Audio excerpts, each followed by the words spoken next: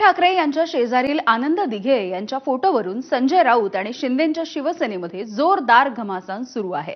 संजय राऊत यांनी दिघेंचा जिल्हा प्रमुख असा उल्लेख केल्यामुळे शिंदेंची शिवसेना चांगलीच पेटली। मात्र ठाण्यामध्ये निवडणुकीत याचा फटका बसण्याची शक्यता निर्माण झाल्याच्या नंतर आता राऊतांचा सूर बदललाय। दिघेंचं गुणगान करत त्यांनी दिघेंच्या स्वामीनिष्ठेचं भरभरून कौतुक केलंय।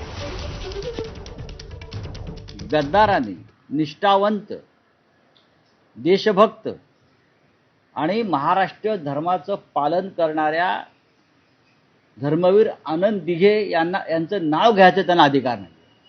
बाकी सोडूनच द्या, हे त्यांच्या नावाचं राजकारण करतात। आनंद दिघ्यांनी आमच्या कधी शिवसेना विकली नाही। व्यापाऱ्यांना, बिल्डरांना, शहा मोदी यांच्यासारख्या राजकीय व्यापाऱ्यांच्या पायावर आनंद दिघ्यांनी कधी शिवसेना ठेवली नाही।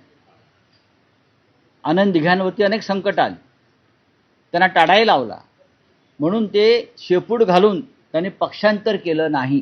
गांडूसारखं कोणाचीही नाराजी नाही। ठाण्यात नाराजी म्हणजे ठाणे यांच्या बापाचं आहे का? ठाणे शिवसेनेचं आहे, बाळासाहेब ठाकरेंचं आणि आनंद दिघे यांच्या शिवसेनेचं आहे, यांच्या शिवसेनेचं नाही। तुम्ही आनंद दिघे साहेबांचा फोटो हा मोदीपेक्षा मोठा घ्या ना।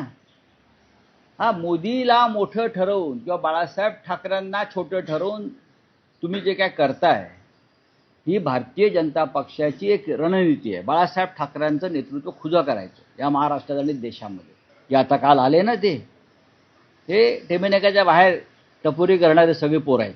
आनंद दिघे यांच्या ज्या आनंद आश्रमात ते लोक बसत आहेत, तो कोणी कोणाच्या नावावर करून घेतलाय ती प्रॉपर्टी, याचा तपास करा।